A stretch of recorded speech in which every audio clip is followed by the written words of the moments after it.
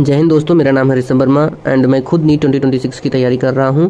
और ये वीडियो ऐसा है कि अगर आपने कभी भी एक बार चैप्टर पढ़ लिया है देन उसका फास्ट रिवीजन आपको नहीं कर पाते हैं, कभी कभी आप मिस कर देते हैं, आपको हर तीसरे दिन, पाँचवें दिन, सातवें दिन रिवाइज करना होता है, देन आप ये वीडियो 15-20 मिनट का वीडियो है एक चैप्टर का, आप उसको चला के पूरा फास्ट रिवीजन कर सकते हैं। अगर आपने चैप्टर एक बार भी पढ़ा हुआ है ढंग से देन सब कुछ आपको समझ में आएगा। कुछ भी समझ में ना आए तो कमेंट बॉक्स में आप मेंशन कर सकते हैं। और ये वीडियो मेरे खुद के लिए भी है, अगर मुझे कभी ज़रूरत पड़ती है तो मैं खुद इससे रिवीजन करूँगा। Let's start the video. आज हम लोग रिवीजन करेंगे plant growth and development chapter के बारे में। तो सबसे पहले बात करें ग्रोथ क्या होता है। Irreversible permanent increase in size of an organ or its part or cell, ये ग्रोथ है। Involves both catabolic and anabolic process. Plants retain the capacity for unlimited growth throughout their life. Plants growth generally is indeterminate. Plants have open form of growth. अब बात करते हैं plant growth के बारे में। दो टाइप का होता है ये, primary growth and secondary growth. Primary growth में क्या है, example growth due to root apical meristem and shoot apical meristem contribute to the elongation of plants along their axis. दूसरा सेकेंडरी ग्रोथ क्या होता है, एग्जाम्पल क्या है इसका, in dicot and gymnosperm the lateral meristem is responsible for secondary growth. Example क्या है, dicot and gymnosperm में lateral meristem is responsible for secondary growth. And vascular cambium, cork cambium भी सेकेंडरी ग्रोथ करवाते हैं। अब ग्रोथ क्या measurable होता है? बिल्कुल।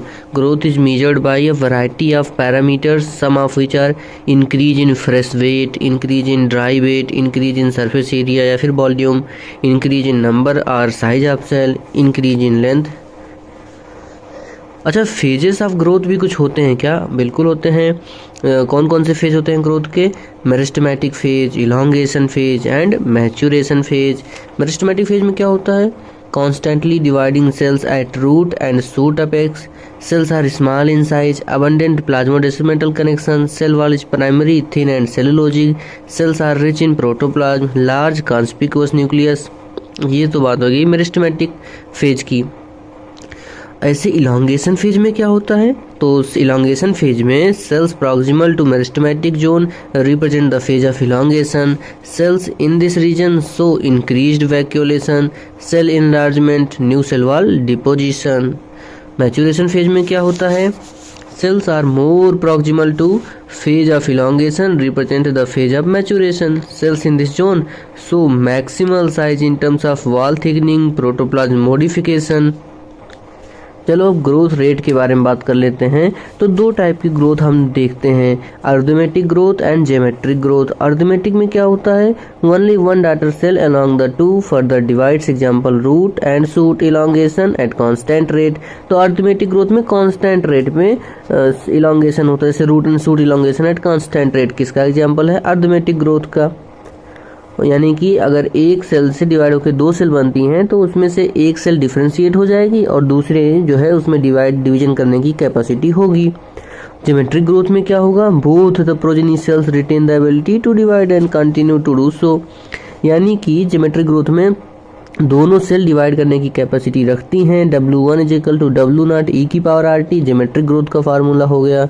इसमें सिग्मॉइड शेप कर्व आता है, लैग फेज, लॉग फेज, जिसे एक्सपोनेंशियल फेज भी कहते हैं, उसके बाद स्टेडी या फिर स्टेशनरी फेज आ जाता है। वहीं अर्थमेटिक ग्रोथ का इक्वेशन क्या है, LT is equal to L0 plus RT। Zygote की अगर हम बात करें उसमें स्पेशल केस देखा जाता है, उसमें ज्योमेट्रिक ग्रोथ भी होता है, अर्थमेटिक फेज भी आता है। तो जाइगोट डिवाइड करता है इनिशियली ज्योमेट्रिक फेज, उसमें सभी सेल डिवाइड करते हैं, लेकिन कुछ टाइम के बाद उसमें अर्थमेटिक फेज आ जाता है, मतलब कि कुछ सेल डिवाइड करेंगे, मतलब कि एक सेल डिवाइड करके दो सेल बनेगी तो एक सेल डिवाइड करेगी, दूसरी डिवाइड नहीं करेगी। And diagrammatic representation of stages, ये क्या है, ये किसकी बात हमने कर लिया कि stages of during embryo development showing geometric and arithmetic phases.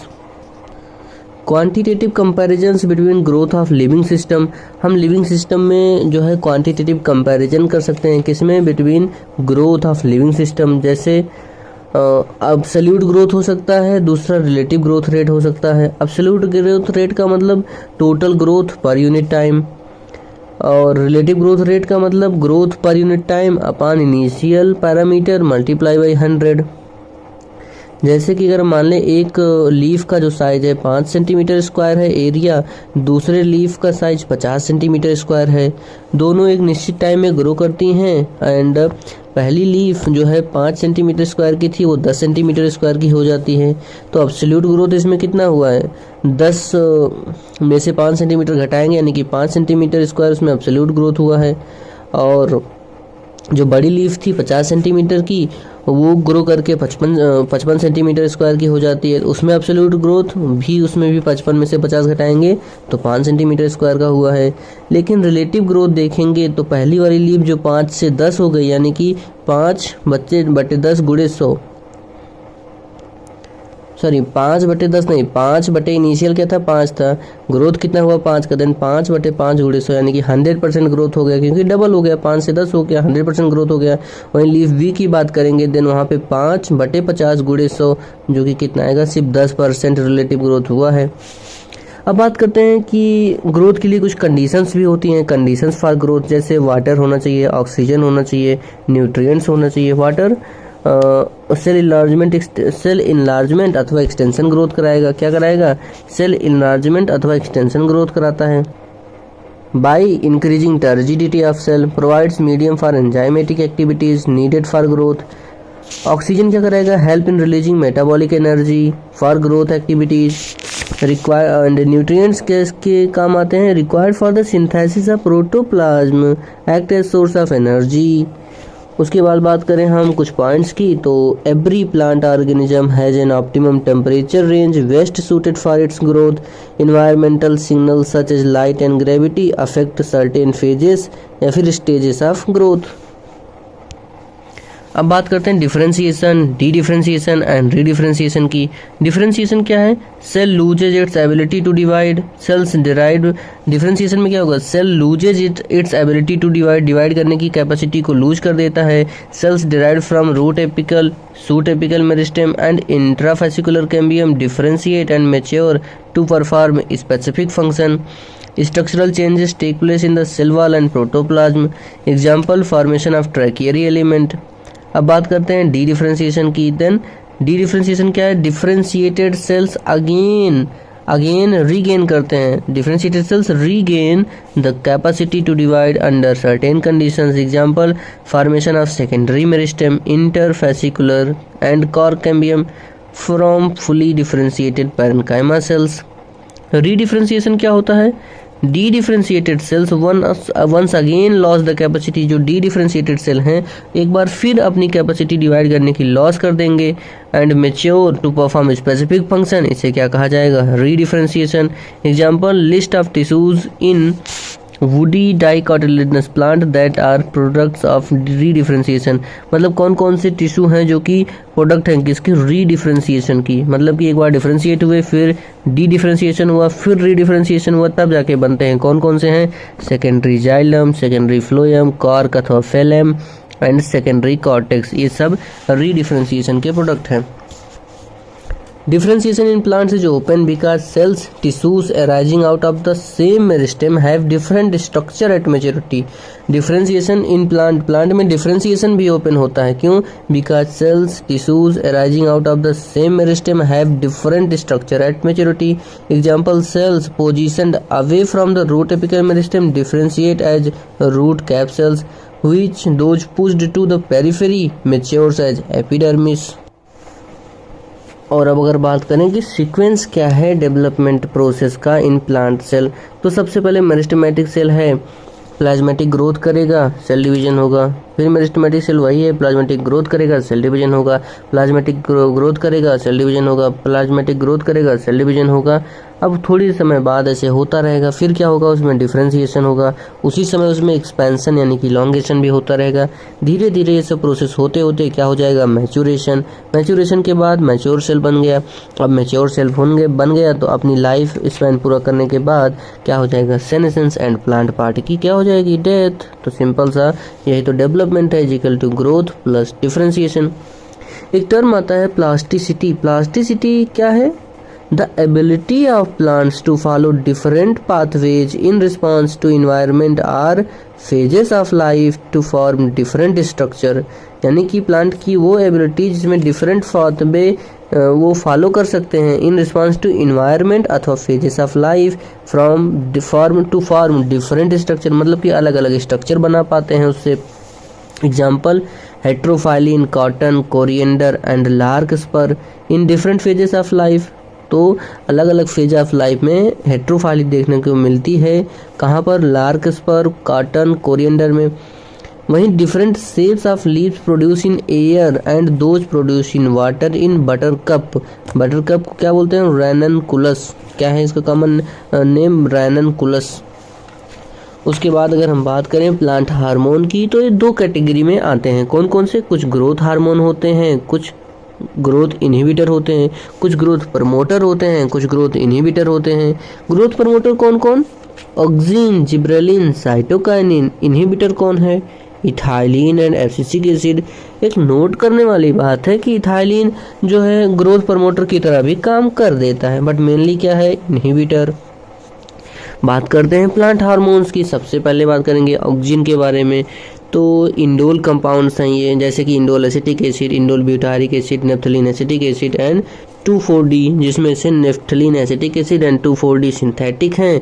तो बाकी indole acetic acid, indole butyric acid जो है नेचुरल ऑक्सिन है। डिस्कवरी कैसे हुई ऑक्सिन की? तो F.W. Went from tips of coleoptiles of oat seedling, auxin was first discovered from human urine. सबसे पहले तो ह्यूमन यूरिन से डिस्कवर्ड किया गया था, लेकिन इसका आइसोलेशन किया था F.W. बेंट ने। कहाँ से? टिप्स ऑफ ओट को seedlings, tips of seedlings of oat coleoptile. ठीक है। इसी के साथ बात करते हैं ऑक्सिन के फंक्शन के बारे में। तो पहला काम क्या है इसका? मेन काम एपिकल डोमिनेंस। इसके लिए क्या किया जा सकता है? डी कैपेसिटेशन करते हैं for hedge making and in tree plantation. मतलब कि एपिकल डोमिनेंस को ख़त्म करने के लिए डी कैपेसिटेशन कर दिया जाता है, मतलब कि एपिकल पार्ट को काट दिया जाता है, जैसे लेटरल ग्रोथ बढ़ जाती है। एंड इसका यूज होता है hedge making and tree plantation में। दूसरा सेल डिवीजन एंड एनलार्जमेंट भी करवाता है ऑक्सिन। तीसरा काम क्या है? रूट इनिशिएशन इन स्टेम कटिंग। चौथा काम prevent leaf and fruit drop at early stages. But जो मेच्योर पार्ट होते हैं उनका एब्सिशन जल्दी करवा देता है, मतलब उनको जल्दी गिरा देता है, पेड़ से अलग करवा देता है। लेकिन जो अभी नए नए पत्तियां, फूल, पौधे होते हैं उनको जो है एब्सिशन नहीं करवाता है, उनका प्रिवेंट करता है। और काम क्या करता है? फ्लावर इनिशिएशन इन पाइनएप्पल। पाइनएप्पल में फ्लावर का इनिशिएशन करवाता है। पार्थिनोकार्पी टोमेटो में करवा देता है। बीडीसाइड है फॉर डाइकाट। एग्जाम्पल कौन है? 2,4-D, जो कि डाइकाट प्लांट को मार देता है।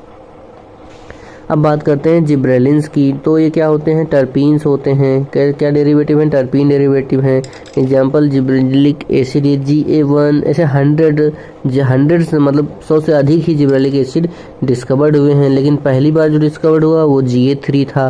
एंड अभी तक सबसे ज़्यादा स्टडी भी GA3 की गई है। कहाँ से इसको ऑब्टेन किया? From fungal pathogen Gibberella fujikuroi. And किसने किया था? ई क्यूरोसावा 1926 में। फंक्शन क्या है जिब्रेलिन के? तो स्टेम या फिर इंटरनोड इलॉन्गेशन करवाता है। Use to speed up the malting process in brewing industry, मतलब दारू बनाने वाली इंडस्ट्री में माल्टिंग प्रोसेस को भी बढ़ाता है। कौन? जिब्रेलिन। और increase the length of grape stalk and cause fruit like apple to elongate and improve it shape. Grape stalk का लेंथ कैसे बढ़ाता है? क्योंकि भाई ये स्टेम एंड इंटरनोड इलॉन्गेशन करवा ही रहा है, तो अंगूर के गुच्छे पे भी इसका छिड़काव करते हैं, जिससे ग्रेप स्टॉक बढ़ जाता है। एंड जो अंगूर होते हैं वो थोड़े साइज में बड़े हो जाते हैं, उनको ज़्यादा स्पेस मिल जाता है। और एप्पल यानी कि सेब के साइज को भी अच्छा करवाता है। Increase height of sugarcane stem and hence increase the yield. Internode elongation करवाएगा तो गन्ना यानी कि शुगर केन, उसका भी इलॉन्गेशन करवाएगा। यील्ड बढ़ जाएगी, लगभग 20 टन पर एकड़ जो है गन्ना उत्पादन बढ़ाता है।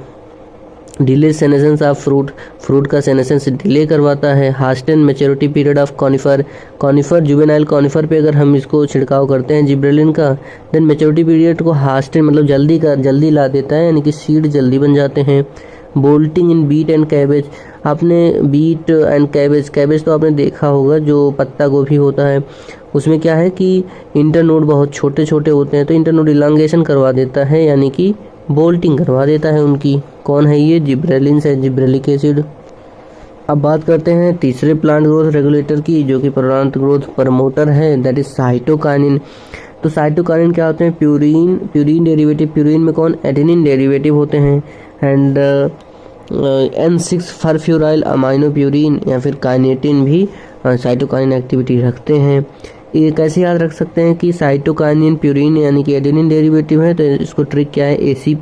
ACP मतलब C फॉर साइटोकाइनिन, डेरिवेटिव है किसका? प्यूरिन का, P for purine, and purine में किसका? एडेनिन का, क्योंकि प्यूरिन तो दो होते हैं, एडेनिन एंड ग्वानिन। तो प्यूरिन में किसका डेरिवेटिव है? एडेनिन का। तो साइटोकाइनिन प्यूरिन डेरिवेटिव है, प्यूरिन में भी एडेनिन का डेरिवेटिव है।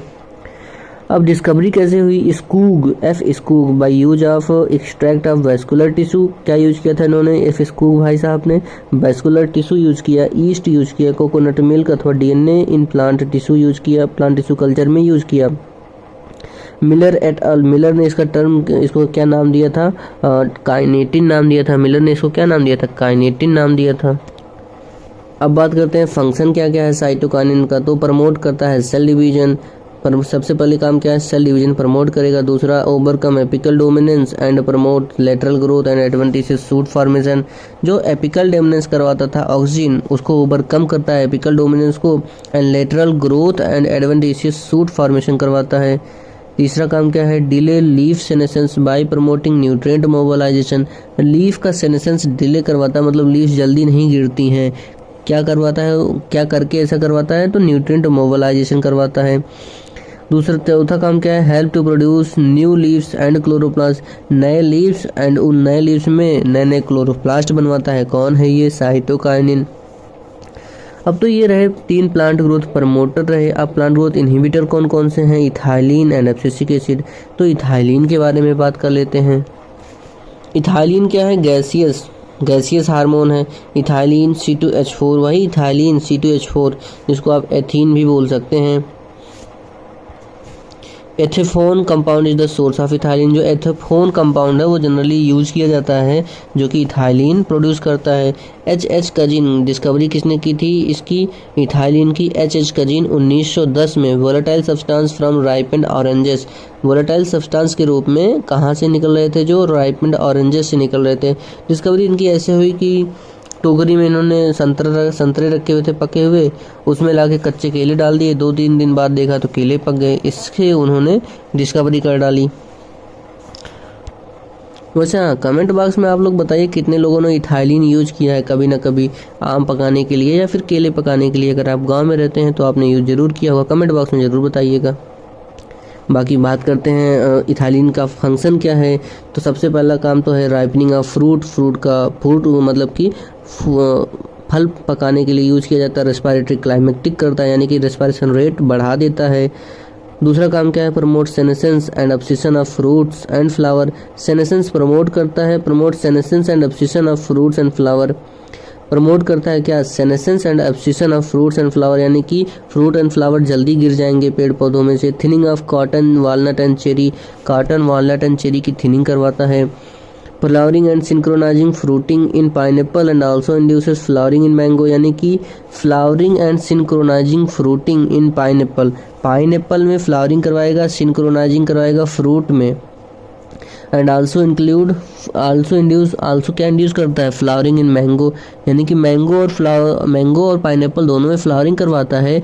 उसके साथ साथ पाइनएप्पल में जो है सिंक्रोनाइजिंग फ्रूटिंग, मतलब सभी फ्रूट जो है पाइनएप्पल के एक साथ हैं उसको भी सिंक्रोनाइज करवाता है। और क्या करता है? Promote root growth and root hair formation. तो root growth and root hair formation भी प्रमोट करता है ethylene. Triple response on stem, जो इसका बायोएसे भी है। बायोएसे का मतलब कैसे टेस्ट किया जा सकता है? तो ट्रिपल रिस्पांस देता है स्टेम में। क्या करते हैं? Apical hook formation in dicot seedling. Dicot seedling में एपिकल हुक फॉर्मेशन करवाता है। Swelling of axis, horizontal growth of seedling. Axis की स्वेलिंग करवाता है एंड सीडलिंग की हॉरिजॉन्टल ग्रोथ करवा देता है। इंड्यूस क्या और क्या काम है? इंड्यूस फीमेलनेस इन ककम्बर। ककम्बर में फीमेल फ्लावर बढ़वाता है, जिससे फीमेल फ्लावर ही ककम्बर बनता है। देन फीमेल फ्लावर बढ़ेगा, देन ककम्बर की प्रोडक्टिविटी बढ़ जाएगी। और क्या काम करवाएगा? Break seed dormancy in peanut and bud dormancy in potato. तो पीनट में सीड डॉर्मेंसी को ब्रेक करेगा एंड बड डॉर्मेंसी को, पोटैटो में बड डॉर्मेंसी ब्रेक करता है। Break seed dormancy in peanut and bud dormancy in potato. और क्या काम करेगा, internode petiole elongation in deep water rice plant, deep water rice plant में इंटरनोड पेटियोल इलोंगेशन करवा देता है, यानी कि राइस जो है पानी में है तो ऊपर आ जाएं, थोड़ा सा उनको हवा पानी सब कुछ बराबर मिलता रहे, इसके लिए क्या करवाएगा, इथाइलिन इंटरनोड या फिर petiole elongation in deep water rice plant. अब बात करते हैं एब्सिसिक एसिड की, तो डेरिवेटिव ऑफ कैरोटीनॉइड है, इसे स्ट्रेस हार्मोन भी कहा जाता है। एब्सिसिक एसिड किसका डेरिवेटिव है, कैरोटीनॉइड का डेरिवेटिव है, इसे स्ट्रेस हार्मोन भी कहा जाता है। डिस्कवरी कैसे हुई, तो उसकी बात करें, during mid 1963 independent researcher found inhibitor B abscisin 2 and dormin. Later पता चला, बाद में क्या पता चला कि सब एक ही केमिकली सिमिलर कंपाउंड है, सब लोगों ने अलग अलग नाम दे के पहुँच गए थे, तो पता चला कि उसको एब्सिसिक एसिड कहा जाएगा। अब बात करते हैं फंक्शन क्या है एब्सिसिक एसिड का, तो एब्सिसिक एसिड का फंक्शन क्या है, induces senescence and abscission. Senescence induce करेगा, एब्सिसन इंड्यूस करेगा। सेनेसेंस का मतलब फ्लावर, फ्रूट, लीफ जल्दी गिर जाएंगे, एब्सिसन का मतलब कि ग्रोथ कम कर देगा। उसके बाद बात करते हैं दूसरा काम क्या है, plays an important role in seed development and maturation and dormancy. तो एक इम्पॉर्टेंट रोल प्ले करता है किसमें, seed development, maturation and maturity में। उसके बाद स्टोमेटा क्लोज कर देता है, स्ट्रेसफुल कंडीशन में अगर पानी की कमी हो तो स्टोमेटा क्लोज करवा देता है स्ट्रेसफुल कंडीशन में, इसलिए इसे स्ट्रेस हार्मोन भी कहा जाता है। Help seed to withstand desiccation and other factors unfavourable for growth. क्या करता है, helps seed to withstand desiccation and other factors unfavourable for growth. और ABA act as general plant growth inhibitor. Abscisic acid कैसे काम करता है, general plant growth inhibitor है। Abscisic acid act as antagonistic to gibberellic acid, जिसे gibberellins भी कहा जाता है।